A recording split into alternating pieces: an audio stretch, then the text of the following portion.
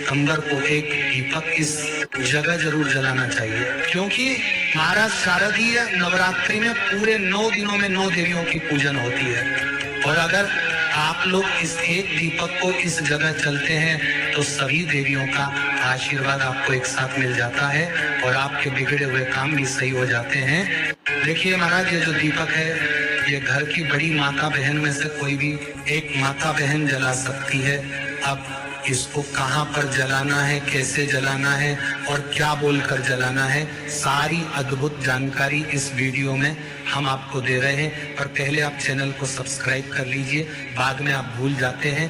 तो महाराज, सबसे पहले आपको इस दीपक को तैयार करने की विधि पता होनी चाहिए, क्योंकि अगर आप लोग दीपक को सही तरीके से तैयार नहीं करेंगे तो आपको इस दीपक को जलाने का कोई फल भी प्राप्त नहीं होगा।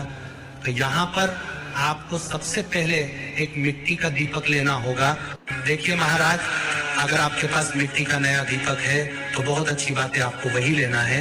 पर अगर नया दीपक नहीं है और आप पुराना दीपक ले रहे हैं तो आप उसको धो कर लीजिए, अन्यथा आप अपने ही घर के अंदर आटे को गीला करके आटे से एक दीपक तैयार कर लीजिए, वो भी मीडियम साइज का। अब इसके बाद में आपको रुई से एक लंबी बत्ती बनानी है, वो भी अपने हाथों से। बाजार की बनी हुई रेडीमेड बत्ती इस दीपक में मत लगाइएगा महाराज। इसके बाद में दीपक के अंदर आप अपनी इस लंबी बत्ती को रख लें और ध्यान रखें कि यहाँ पर आप गोल बत्ती नहीं बनाएंगे और ना इस दीपक के अंदर रखेंगे, क्योंकि देवियों के लिए हमेशा लंबी बत्ती का ही दीप तैयार किया जाता है और इस दीपक के अंदर आपको महाराज इस लंबी बत्ती का ही दीप तैयार किया जाता है। शुद्ध देसी गाय का घी डालना है।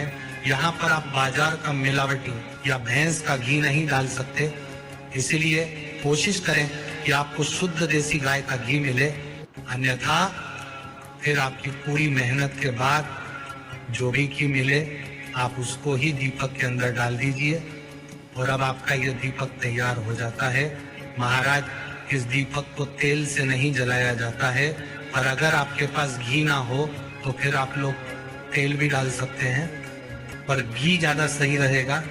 आप महाराज इस दीपक को आपको नवरात्रि के तीसरे दिन, जो कि महासंयोग वाला दिन है, इस दिन शाम के समय लगभग शाम को 6 बजे से 7 बजे के बीच में आपको इस दीपक को जलाना है।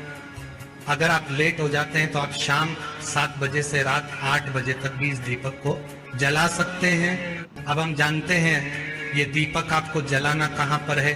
तो देखिए महाराज, ये दीपक आपको बेलपत्री के पेड़ के नीचे जलाना है, क्योंकि महाराज बेलपत्र के पेड़ के नीचे शिव जी के साथ में माता पार्वती जी का भी वास होता है और माता लक्ष्मी जी का वास होता है, इसलिए ये कोई साधारण पेड़ नहीं होता है। और महाराज, माता पार्वती